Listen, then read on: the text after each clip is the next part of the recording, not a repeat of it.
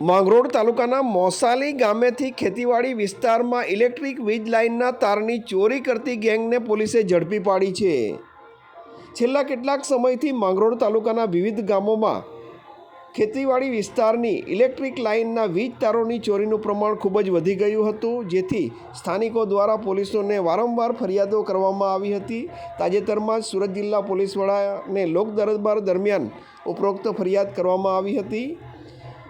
માંગરોળ તાલુકાના વિવિધ ગામોમાં છેલ્લા 3 વર્ષથી આ પ્રમાણે ચોરીઓનું પ્રમાણ વધી ગયું છે, જેને લઈ પોલીસ દ્વારા કામગીરી કરવામાં આવી હતી।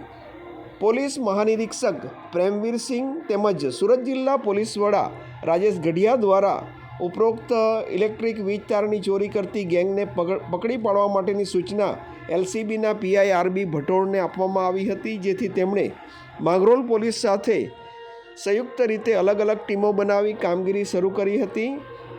આ દરમિયાન એલસીબીના એએસઆઈ મુકેશભાઈ જયદેવભાઈ તેમજ હેડ કોન્સ્ટેબલ કાર્તિકગીરી ચેતનગીરીને સંયુક્ત બાતમી મળી હતી કે માંગરોળ તાલુકાના મોસાલી ગામે રહેતા મૂર સલીમ, ફૈજાન અને જુબેર નામના ઈસમો ઉપરોક્ત ચોરીમાં સંડોવાયેલા છે અને વિવિધ ચોરીઓને તેમણે અંજામ આપ્યો છે, જેને આધારે ઉપરોક્ત આરોપીઓની તપાસ હાથ ધરવામાં આવી હતી। આ દરમિયાન આરોપીઓ માંગરોળ તાલુકાના વાંકલ ગામના પાનેશ્વર ફળિયા ખાતે ભંગારની દુકાન ચલાવતા જાબીર નામના ઈસમને ઉપરોક્ત મુદ્દામાલ વેચવા માટે આવ્યા હતા।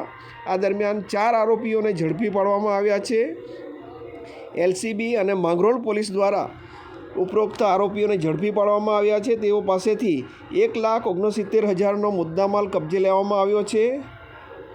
ઉપરોક્ત કામગીરી એલસીબીના પીઆઈ આરબી ભટોળ તેમજ એમઆર સકોરિયા, એલજી રાઠોડ, માંગરોળના પોલીસ ઇન્સ્પેક્ટર એમએસ સોલંકી તેમજ માંગરોળ સ્થાનિક પોલીસ સ્ટેશનના પોલીસ કોન્સ્ટેબલ વિપુલભાઈ વિક્રમભાઈ, એલસીબીના અનિલભાઈ રામજીભાઈ વગેરે દ્વારા કરવામાં આવી છે।